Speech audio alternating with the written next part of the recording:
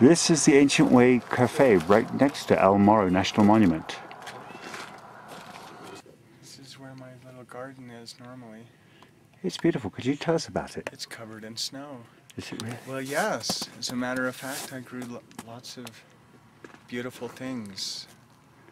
I grew chamomile and lavender and sweetgrass and sage, and they all loved it here, and tomatoes and peppers. And, you know, it was truly amazing. First year, Nice. plants taught me a lot. That's a beautiful shot, huh? It is, isn't it?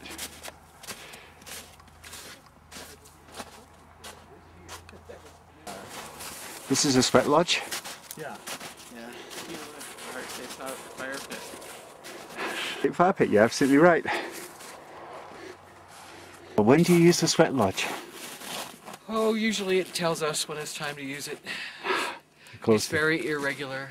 It's kind of like we are. When that happens, lodge will happen, and it comes in amazing. You know what's cool is the labor around it. You know, getting ready for lodge. It's a spirit process, and then going in just to detox for people is very healthy.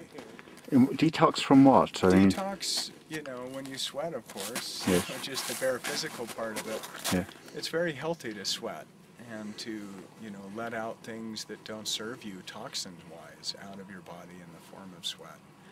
But then the spirit part, you know, is people go many levels of deep into spirituality in a lodge, and it's just a womb, I think, to be able to sanctify your prayers in a new way and have a setting that creates a different vibration than what one would normally have, I guess.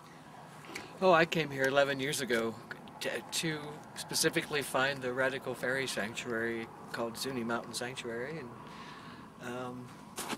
and my car broke down, and I stayed for 2 years at the sanctuary, and have kept coming and going to the sanctuary for the last 11 years. Lived there about 6 years.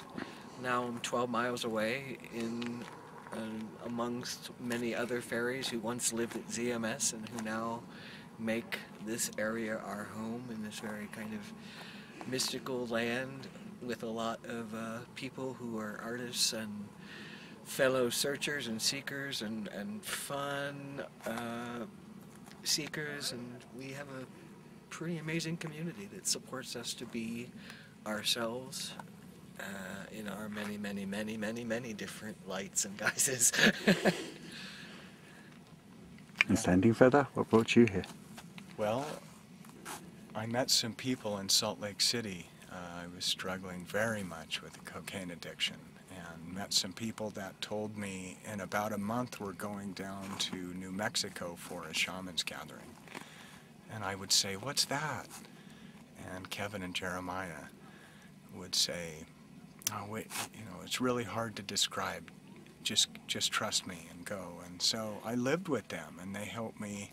They fed me, and I lived in their little trailer instead of my car for a month. And then they brought me here, and by about the 4th day of the gathering, I completely knew that I needed to stay. And it really came from the land. It was cuddling me, and it was making things that were horrifying in my life.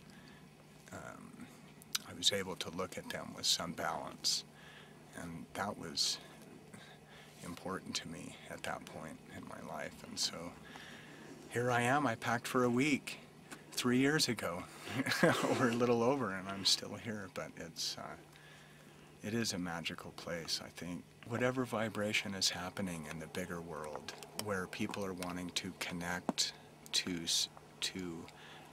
something that isn't forced into them anymore, that they can seek on their own, this land offers a portal for that, and allows one to look at themselves and start to heal. Even if we were unaware that we had healing to do, I think this land will help to bring that out in a very gentle or non-gentle way, whatever is needed. And it comes through, but the biggest thing is love, you know, that the vibration of love that I'm able to give and receive here is unlike any other place I've ever been. And I was lonely in a city of millions, and here the land and the people are able to help me realize, you know, what a tragedy that is in a sense, and why people are going, okay, something's not working, and I feel a deep connection.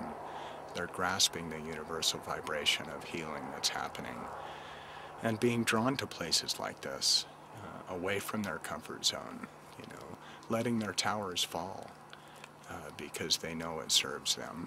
And, you know, the old patterns are falling, baby. Any thoughts on why come here? Oh, there's very many mystical and magical people, many mystical and magical creatures, animal spirits, totems, ancestors who just exude from the land and call from you in the middle of the night and make you really go on lots of journeys. It's kind of a walking psychedelic journey without the psychedelics, but psychedelics help at times as well. But it's an amazing cross-cultural, thousands of year old traveled, ancestral and new level of being. It's unexplainable, unfathomable, and it's utterly fantastic.